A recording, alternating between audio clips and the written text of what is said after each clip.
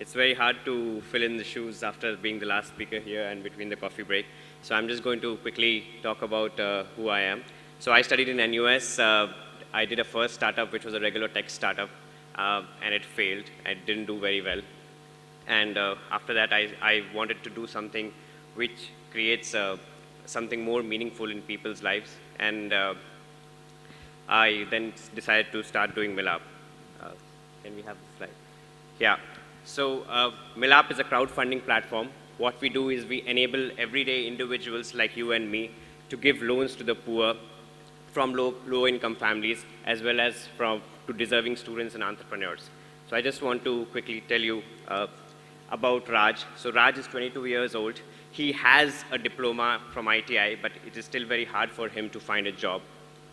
What he needs is actually a bit of skills, which is basically can help him get a job in the BPO sector or in the retail sector. That training, there's a training institute which can provide that, but that training costs him 10,000 rupees, and he does not have the money for it. What options does he have available? There are, of course, a lot of microfinance institutions, but the microfinance institutions do not have a student loan product, and they have very, very fixed processes in terms of weekly repayments and a very fixed tenor as well.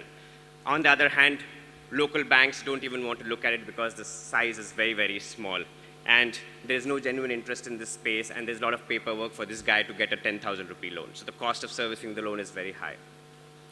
This is the story of 100 million youth in India who have reached A levels, who have done some kind of a diploma or not, and they are still not able to get the job. On the other hand, there is such a vast hunger for skilled people, and there's such a big divide between the skilled and the unskilled, and this is the gap which we are trying to cover via our vocational training programs.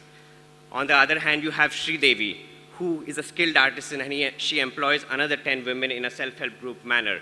And she requires a loan of around 7,000 Singapore dollars, which will help her to actually scale up and employ 35 more women and grow her unit. She makes like eco-friendly products and sells it to Mother Earth in Bangalore. But again, the problem with her is that for existing MFI, the ticket size is very large now because it's around 3 lakh rupees. Also, it is not matched to the cash flow of the person because in such kind of business, you need to invest for a while and there needs to be a moratorium period. Local banks, again, require a lot of collateral, which these small and medium enterprises are not able to provide. Ticket sizes for local banks are, again, very, very small. And of course, we have the NBFCs, which have very high interest rates, which people like Sridevi cannot afford for those kind of businesses. This is, again, the story of more than 26 million small and medium enterprises, which need just that small amount of capital to come in, which has to come in at a very, very low cost to them so that they can get to the next step in life. And this is what we wanted to solve.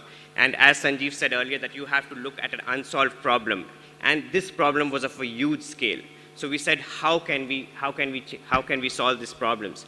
And when we looked at the model was that traditional microfinance companies in India had to borrow money from banks, and then they had to on-lend it. So the cost of capital itself was so high that they could not reduce the cost which the end beneficiaries were paying. So we said, how do we solve this problem? Why don't we turn to crowdfunding? Why don't we turn to crowdfunding on a large scale? If people can buy books online, people can buy clothes online, why can't they fund people online? And that's what we said we will do. We'll put up these stories of Raj, we'll put up the story of Sridevi online for everyone to see the amounts of funds they need, customize the loan programs to their needs, turn to the social capital, the capital which is in this room, and do it in a very, very transparent way. So you can actually see the person whom you want to fund. 100% of your funds goes to the end beneficiaries, and you can track that repayments month on month coming to you every month, right? I'm sure there are many lenders of MILAP who are sitting in this room as well, and they have been getting their repayments on time. And we said, how are we going to achieve this is by working with on-ground field partners. These are our eyes and ears on the ground. These are typically tier 2, tier 3 microfinance organizations or NGOs in their previous life who are trying to become sustainable now. And we work with them, we do a lot of due diligence on them, and then customize and design a loan program which will actually be in line with the needs and the cash flows of the end beneficiaries. And we sometimes go down and disperse the loans as well. So right now we have around 15 field partners. We have been around for around 2 years. We have around 15 field partners, and we have gone on to 8 states in India.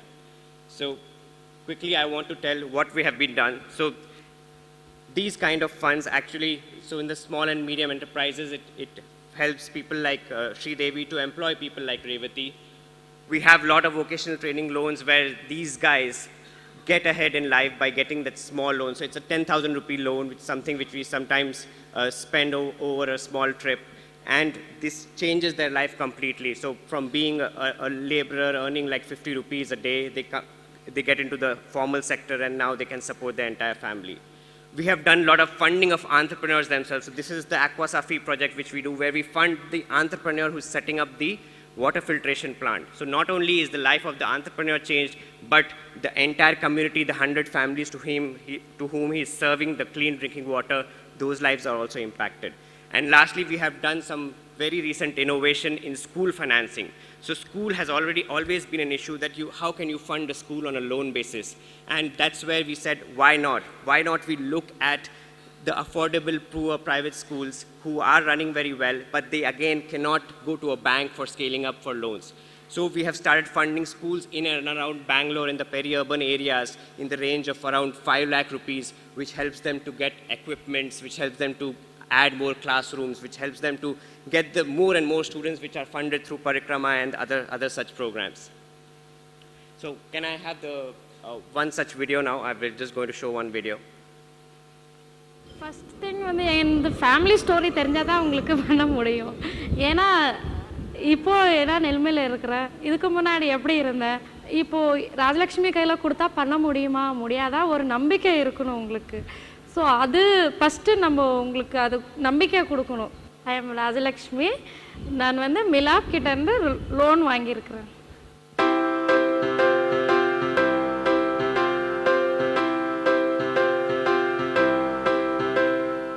ஸ்டார்டிங்கில் நம்மளுக்கு industry வந்து 5 machines கொடுத்துருந்தாங்க. So mother இடத்துலேருந்து target வந்து நம்மளுக்கு ஜாஸ்தி கொடுத்தாங்க production. So 5 மிஷினில் நம்மளுக்கு அதை ரீச் பண்ண முடியாது.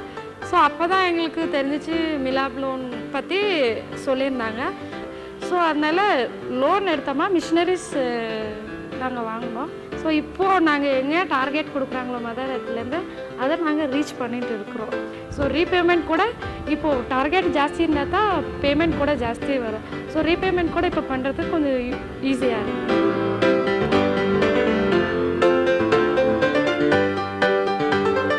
முடியும்னு வர நம்பிக்கை இருந்துச்சு, அதனால தான் நாங்கள் எடுத்து சக்ஸஸ்ஃபுல் பண்ணின்னு இருக்கிறோம். இப்போது ஸ்டார்டிங்கில் வந்து 20 மெம்பர்ஸ் 15 மெம்பர்ஸ் தான் இருந்தோம். இப்போ 35 மெம்பர்ஸ் ஒர்க் பண்ணுறோம். ஸ்டார்டிங் ஒரு ஷெட்டு தான் இருந்துச்சு, இப்போ 2 ஷெட்டு பண்ணியிருக்கிறோம். இப்போது என் பையனை கூட நல்ல ஸ்கூலில் போட்டிருக்கிறேன். பட் இன்னும் எஜுகேஷனில் வந்து நல்லா இம்ப்ரூவ் பண்ணும். இன்னும் சேலரி இன்க்ரீஸ் ஜாஸ்தி ஆச்சுன்னா இன்னும் நல்ல ஸ்கூலில் போகணுன்னு இப்போ கொஞ்சம் சாட்டிஸ்ஃபேக்ஷன் ஆகிருக்கு.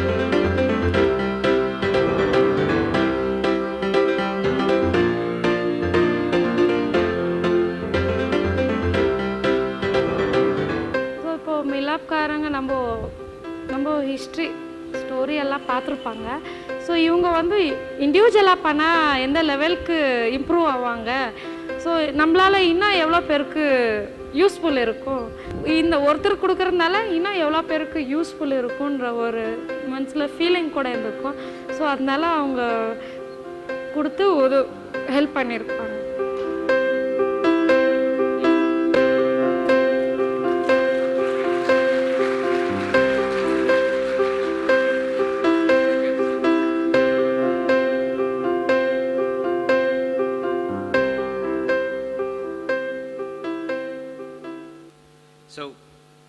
So, can we have the slide back?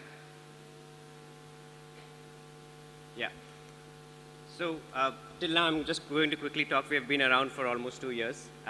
And in these we have spread across to 7 states in India and raised 3.3 crores in loans, that's around $700,000. And we are growing rapidly. This we have achieved basically with a lot of partners and supporters which have come together, and a very, very small and lean team which we have. So in the team, I am the oldest in the team, and the entire team is very young. We have 3 founders, and the other 2 founders are younger than me.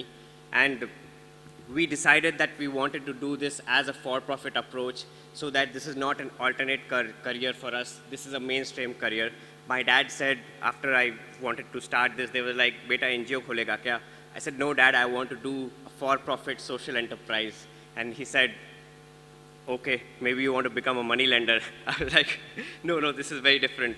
And what I want to point out is that it is very important that a for-profit approach be taken for scaling up, because the problems which we see, which Anshu pointed out, which the others pointed out as well, the problems are huge, and for that we have to attract capital into this sector, and for that a for-profit approach is important so that we can attract the right talent, so that people who are sitting here not only join banks, but they also join social enterprises. And tomorrow we talk about maybe banks as an alternate career.